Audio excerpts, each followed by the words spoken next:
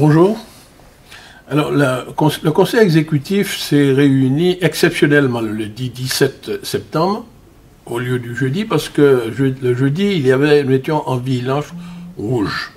Donc, la CTM était fermée comme toutes les activités économiques et le président Marie-Jeanne a donc reporté cette réunion au lundi 17. Donc, je vous fais compte rendu. Cette réunion était présidée par le président du conseil exécutif, Alfred Marie-Jeanne. Il y avait 47 points inscrits à l'ordre du jour. Alors, je vais les égrener les uns après les autres. Bon, je vais commencer par le domaine de la formation professionnelle que je présente personnellement. Nous avons eu à examiner des demandes adressées par 18 entreprises. Ce sont des entreprises qui ont comme projet d'embaucher des personnes sous contrat de professionnalisation. Alors, ce sont des contrats où il y a un volet formation prévu. Alors, la CTM a un dispositif pour encourager les entreprises à recruter donc des salariés sous contrat de professionnalisation en leur accordant une prime à l'incitation. Donc, nous avons accordé 31 primes, donc ça veut dire 31 emplois que nous avons contribué à créer sous forme de contrat de professionnalisation.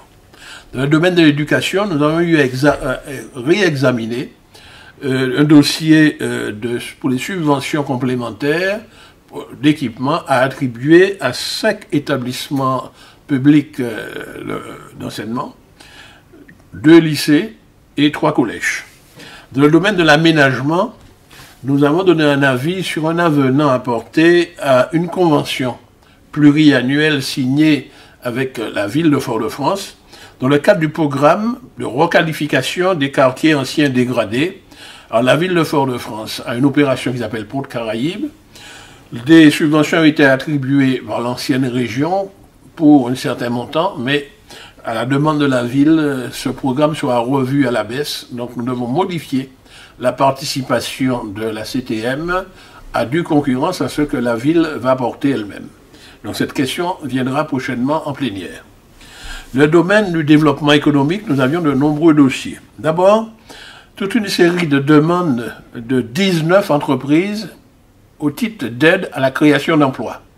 Nous avons attribué donc 19 aides pour créer donc 19 emplois.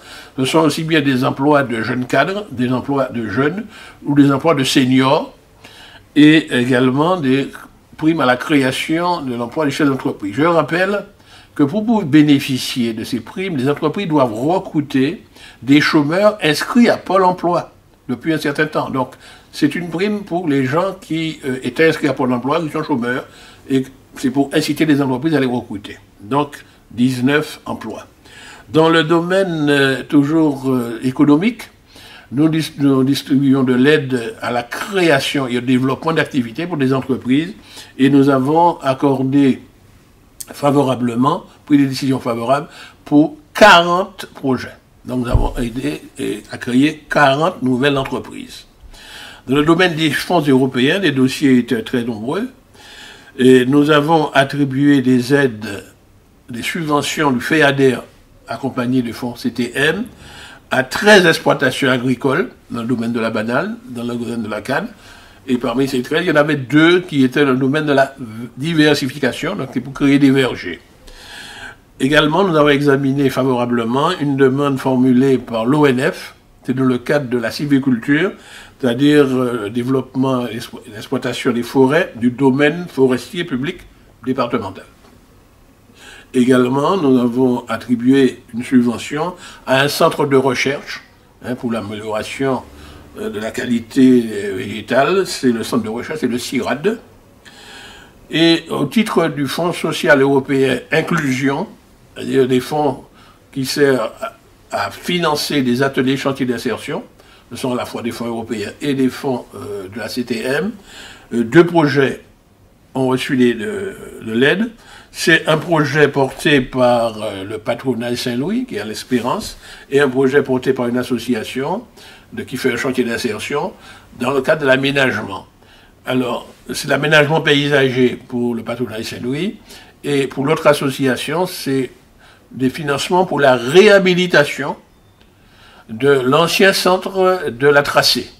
Les bâtiments ont été abandonnés, ils appartiennent à la CTM, donc il s'agit de les réhabiliter, puisque la CTM a des projets où ces bâtiments se retrouvent à tracer sur le territoire du Gros-Mont. Dans le domaine du sport, nous avons eu à examiner des demandes d'une série d'associations sportives, aussi bien des ligues, des comités, pour certains sportifs qui ont à participer à des compétitions à l'extérieur de la Martinique, soit en France, soit dans la Caraïbe, mais la CTM aide ces différentes associations par nous prenons en charge des billets d'avion.